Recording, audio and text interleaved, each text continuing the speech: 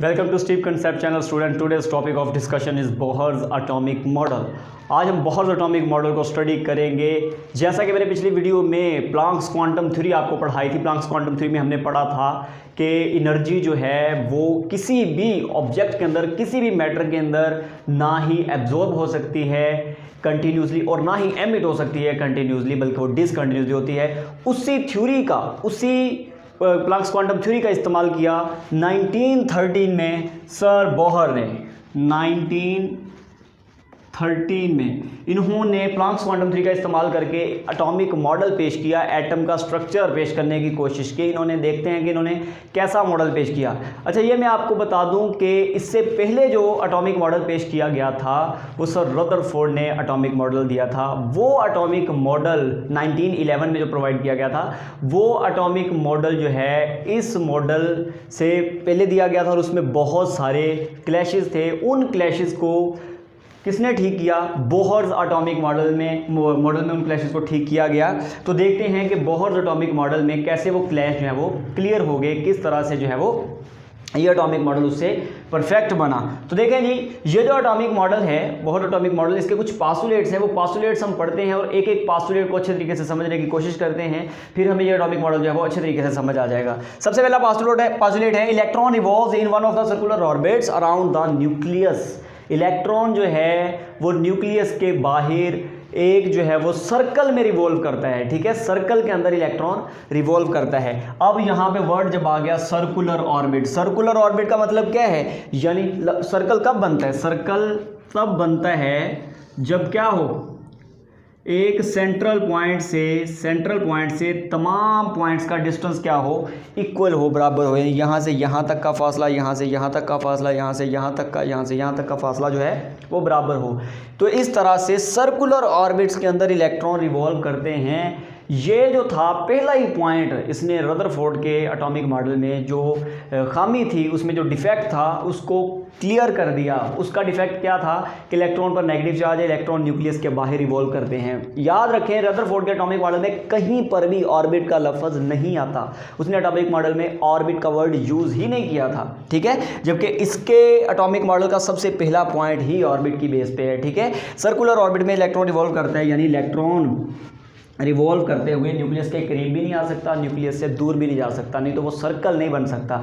Circle तो equi distant रहता है हमेशा। ठीक है, तो सर्कुलर ऑर्बिट में रिवॉल्व करता है। यानी यहाँ पर क्या पता चला? यहाँ पर पता चला कि रेडियस होता है इलेक्ट्रॉन का न्यूक्लियस से, इसको आप न्यूक्लियस कह लें, यहाँ पे न्यूक्लियस समझ लें, दरमियान में न्यूक्लियस है। ठीक है, इलेक्ट्रॉन बाहर रिवॉल्व कर रहा है, इलेक्ट्रॉन का न्यूक्लियस से जो डिस्टेंस है वो हमेशा कांस्टेंट रहेगा, उसको हम जो है वो रेडियस आर से डिनोट करते हैं। ठीक है, तो ऑर्बिट का कंसेप्ट आया यहाँ पे, जो कि एटॉमिक मॉडल में, जो पिछला एटॉमिक मॉडल था, जो पहले जो एटम के कंसेप्ट थे, उनमें ऑर्बिट का वर्ड कहीं पर भी नहीं था, जबकि वो ने अपने एटॉमिक मॉडल में जो है वो ऑर्बिट का वर्ड फर्स्ट टाइम यूज़ किया। ठीक है, तो इस तरह से एटॉमिक ऑर्बिटल्स की जो है वो एक कह लें, एटॉमिक ऑर्बिटल्स का एक नया कंसेप्ट जो है वो वजूद में आया। किसके एटॉमिक मॉडल से? बोहर एटॉमिक मॉडल से। ठीक है, दूसरा पॉइंट क्या है? दूसरा पॉइंट है कि जो इलेक्ट्रॉन रिवॉल्व करता है सर्कुलर ऑर्बिट्स में, वो ऑर्बिटल जो होते हैं है fixed quantized energy. Fixed energy यानी हर ऑर्बिटल की एनर्जी, हर ऑर्बिट की एनर्जी फिक्स्ड होती है। ठीक है, खास एनर्जी होती है हर ऑर्बिट के पास। इलेक्ट्रॉन इस ऑर्बिट में रिवॉल्व कर रहा है तो इलेक्ट्रॉन चाहे यहाँ पे हो, यहाँ पे हो, यहाँ पे हो, यहाँ पे हो, कहीं पर भी हो, पूरे ऑर्बिट के अंदर उसकी एनर्जी फिक्स रहेगी। ये एनर्जी चेंज नहीं होगी। ठीक है, फिक्स्ड एनर्जी होती है हर जगह पे विद इन ऑर्बिट। ठीक है, तो ये दूसरा पॉइंट था। अच्छा, ये जो फिक्स्ड एनर्जी होती है इसको हम क्वांटाइज्ड भी कह सकते हैं, क्योंकि ये मॉडल था ही प्लांक्स क्वांटम थ्योरी की बेस पे, और प्लांक्स क्वांटम थ्योरी में हम क्वांटाइजेशन के कंसेप्ट को जो है वो अच्छे तरीके से समझ चुके हैं। तो इस तरह से आप फिक्स्ड एनर्जी को जो है वो क्वांटाइज्ड एनर्जी भी कह सकते हैं। तो आप कह सकते हैं each orbit around the nucleus has quantized energy. ठीक है, न्यूक्लियस के बाहर जितने भी ऑर्बिट हैं, हर ऑर्बिट की एनर्जी क्वांटाइज्ड होती है। यहाँ पे मैंने एक ऑर्बिट ड्रा किया है, और भी ऑर्बिट्स होते हैं, यहाँ पे और भी ड्रा कर लेते हैं, ये भी ऑर्बिट है, ये भी ऑर्बिट है, इस तरह से ये सर्कुलर होते हैं सारे ऑर्बिट्स। ठीक है, हर ऑर्बिट की एनर्जी क्या होती है? क्वांटाइज होती है। ये दूसरा पॉइंट था बोहर के एटॉमिक मॉडल का। इसके बाद बोहर एटॉमिक मॉडल का थर्ड पॉइंट है electron present in a particular orbit neither emit और एब्जॉर्ब एनर्जी। इलेक्ट्रॉन अगर एक पर्टिकुलर ऑर्बिट में रहे तो वो एनर्जी खारिज या जज़ब नहीं करता, ठीक है। यानी इलेक्ट्रॉन जो इस ऑर्बिट में इलेक्ट्रॉन रिवॉल्व कर रहे हैं वो इस ऑर्बिट में रिवॉल्व करता रहेगा, ना ही वो एनर्जी एमिट करेगा ना ही एनर्जी एब्जॉर्ब करेगा। और जो इलेक्ट्रॉन इस ऑर्बिट में रिवॉल्व कर रहा है वो इलेक्ट्रॉन भी, उसकी एनर्जी इससे मुख्तलिफ होगी, लेकिन जब तक वो इसी ऑर्बिट में रहते हुए रिवॉल्व करता है तब तक ना वो एनर्जी एमिट करेगा ना एनर्जी एब्जॉर्ब करेगा, यानी एनर्जी क्वांटाइज है, एनर्जी फिक्स्ड है, ठीक है। अच्छा, यहाँ पर जो है देखें एनर्जी चेंज आता कब है? अगर ऑर्बिट में रहते हुए इलेक्ट्रॉन की एनर्जी क्वांटाइज है तो एनर्जी चेंज आता कब है?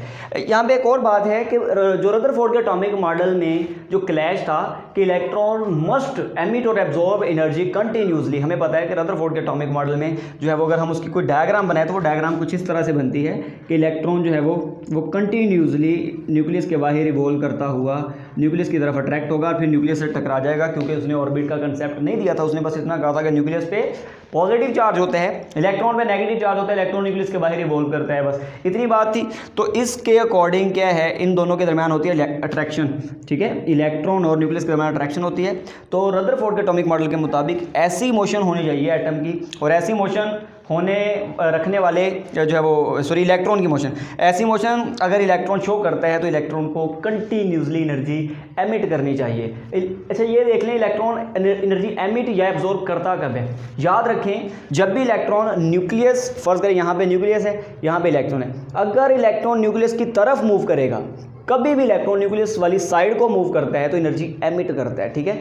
जब भी इलेक्ट्रॉन न्यूक्लियस से दूर जाता है तो एनर्जी एब्जॉर्ब करता है। यहाँ पर इलेक्ट्रॉन कंटिन्यूसली न्यूक्लियस के करीब जा रहा है, हर अगले स्टेप में वो न्यूक्लियस के ज़्यादा क्लोज हो जाता है, ठीक है। तो कंटिन्यूसली कोई न्यूक्लियस के क्लोज जा रहा है, वो करीब जा रहा है, इसी तरह से फिर हम कह सकते हैं कि एनर्जी भी कंटिन्यू मैनर में जो है वो एमिट होनी चाहिए, एनर्जी कंटिन्यूसली एमिट होनी चाहिए। But emission of energy is not continue, it is discontinue, ठीक है। एनर्जी की जो एमिशन है वो डिसकंटिन्यू है, एब्जॉर्प्शन भी डिसकंटिन्यू होती है। यानी अगर इलेक्ट्रॉन न्यूक्लियस से दूर जाता है तो एनर्जी की एब्जॉर्प्शन भी डिसकंटिन्यू होती है, वो भी कंटिन्यू नहीं होती। तो उस क्लैश को भी, उस डिफेक्ट को भी बोहर एटॉमिक मॉडल ने यहाँ पर जो है वो एक्सप्लेन कर दिया। ये एटॉमिक मॉडल क्या कहता है कि इलेक्ट्रॉन अगर एक ऑर्बिट में रह रहा है, ठीक है, एक ऑर्बिट से अगर वो मूव नहीं करता तो एक ऑर्बिट में रहते हुए उसकी एनर्जी फिक्स्ड रहेगी, ना वो एनर्जी जो है वो एब्जॉर्ब करेगा ना एनर्जी एमिट करेगा। एमिट या एब्जॉर्ब करेगा कब? देखें यहाँ पे लिखा हुआ है इट एमिट्स, और ये दो बार और लिखा है, सॉरी, इट एमिट्स और absorbs energy while changing its orbit. Electron कब एनर्जी एमिट या एब्जॉर्ब करेगा? जब वो अपना ऑर्बिट चेंज करेगा, ठीक है। अपना ऑर्बिट चेंज करते हुए इलेक्ट्रॉन एमिट कर सकता है या एब्जॉर्ब कर सकता है एनर्जी को, अदरवाइज ऑर्बिट में रहते हुए एमिट या एब्जॉर्ब नहीं कर सकता एनर्जी, ठीक है। मसलन ये इलेक्ट्रॉन है, फर्ज करें ये इलेक्ट्रॉन जंप करके जाता है इस ऑर्बिट में, ठीक है। जैसे कि मैंने पहले बताया कि जब न्यूक्लियस से दूर जाएगा इलेक्ट्रॉन तो एनर्जी जो है वो एब्जॉर्ब करेगा, जब न्यूक्लियस के करीब जाएगा तो एनर्जी एमिट करेगा। अब ये दूर जा रहा है तो ये एनर्जी एब्जॉर्ब करेगा, या फिर ये वाला इलेक्ट्रॉन है ऊपर जो मैंने बनाया वो इस साइड पर आ रहा है तो वो एनर्जी जो है वो रिलीज़ करेगा। यहाँ पर बना लेता हूँ ऐसे, ये एनर्जी हीट की फॉर्म में, लाइट की फॉर्म में जो है वो एमिट या एब्जॉर्ब होती है, सॉरी यहाँ पे एब्जॉर्ब होगी, ठीक है। यहाँ पे एनर्जी एब्जॉर्ब हो रही है और यहाँ पे एनर्जी एमिट हो रही है, ठीक है। इस ऑर्बिट को आप E1 का नाम दे लें, इसको E2 का नाम दे लें, ठीक है। यानी इस ऑर्बिट की एनर्जी E1 है, इस ऑर्बिट की एनर्जी E2 है, ठीक है। तो E2 एनर्जी वाले ऑर्बिट से इलेक्ट्रॉन E1 एनर्जी वाले ऑर्बिट में जा रहा है तो एनर्जी एमिट कर रहा है। यानी electron emits energy when it move from higher energy orbit towards lower energy orbit. यानी हायर एनर्जी ऑर्बिट से लोअर एनर्जी ऑर्बिट की तरफ जब वो मूव करता है तब एनर्जी एमिट करता है। But it absorb energy when it move from lower energy orbit towards higher energy orbit, ठीक है। तो इस तरह से जो है वो एनर्जी की एमिशन या एब्जॉर्प्शन को एक्सप्लेन किया बोहर ने अपने एटॉमिक मॉडल के अंदर। यहाँ पर जो क्लैश था वो क्लैश इस पॉइंट में आगे क्लियर हो गया। क्लैश क्या था कि एनर्जी कंटिन्यूसली एमिट या एब्जॉर्ब होनी चाहिए लेकिन वो डिसकंटिन्यूसली होती है। तो यहाँ पर देखें आप, साफ दिखाई दे सकता है यहाँ पे कि अगर इलेक्ट्रॉन एक जंप लगाता है, ठीक है, एक ऑर्बिट से दूसरे ऑर्बिट में जंप लगाता है या इस ऑर्बिट से इस ऑर्बिट में जंप लगाता है तो सिर्फ एक पैकेट एनर्जी का रिलीज होगा या एब्जॉर्ब होगा।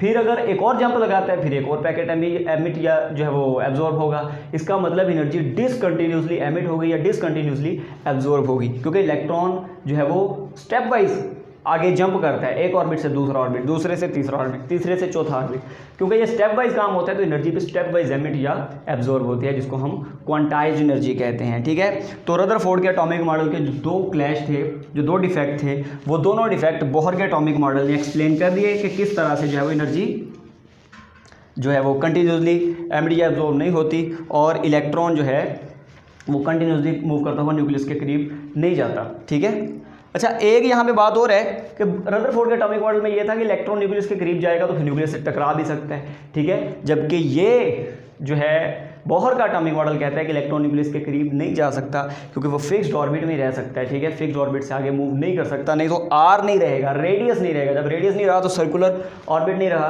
तो इस तरह से फिर तो ये पॉइंट ही गलत हो जाएगा। तो क्या है, इलेक्ट्रॉन रेडियस आर में रिवॉल्व करता रहता है तो वो न्यूक्लियस के करीब नहीं जाएगा, न्यूक्लियस से नहीं टकराएगा, जिसकी वजह से हम कह सकते हैं कि एटम कभी भी फना नहीं होगा। ठीक है, कोलैप्स नहीं होगा। जबकि रदरफोर्ड के एटॉमिक मॉडल के मुताबिक न्यूक्लियस से जाके इलेक्ट्रॉन टकराना चाहिए और atom must be collapsed, atom को तबाह हो जाना चाहिए, फना हो जाना चाहिए।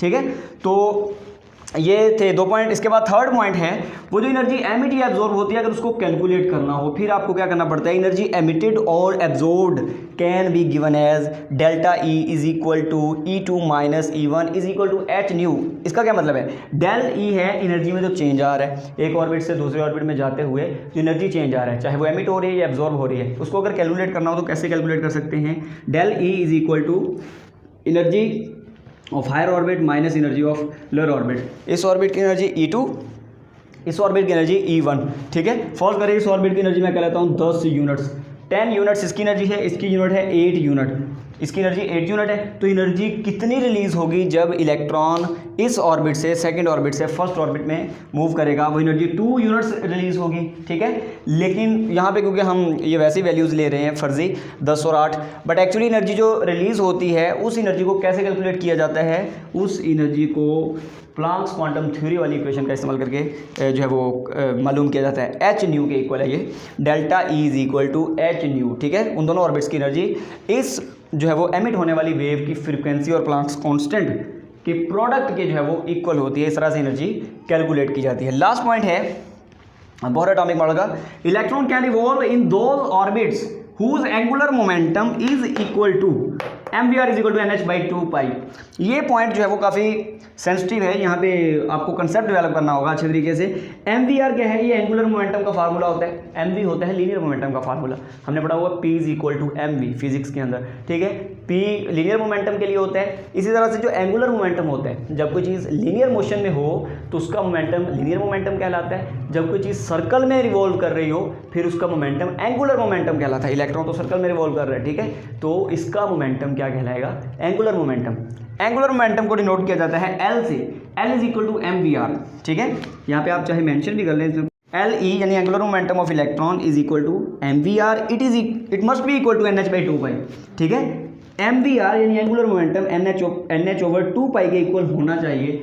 यानी इलेक्ट्रॉन कहाँ रिवॉल्व कर सकता है, सिर्फ उस जगह पे, न्यूक्लियस के गिर्द सिर्फ उस जगह पे रिवॉल्व कर सकता है जहाँ पर एंगुलर मोमेंटम जो है वो mvr जो है वो nh/2 पाई के इक्वल हो। ठीक है, यानी इलेक्ट्रॉन यहाँ रिवॉल्व कर सकते हैं इस ऑर्बिट में, इस ऑर्बिट में भी रिवॉल्व कर सकते हैं, इसमें। लेकिन अगर कोई हमसे कहे दरमियान में इलेक्ट्रॉन रिवॉल्व कर सकता है, ये जो दरमियान वाला इलाका है, ठीक है, तो this is called forbidden area. यहाँ पर कोई इलेक्ट्रॉन रिवॉल्व नहीं कर सकता क्योंकि इस जगह पर जो n की वैल्यू है वो पॉइंट्स में हो तो फिर ही दरमियान वाला इलाका जो है यहाँ पे इलेक्ट्रॉन के रिवॉल्व करने के चांसेस हो सकते हैं।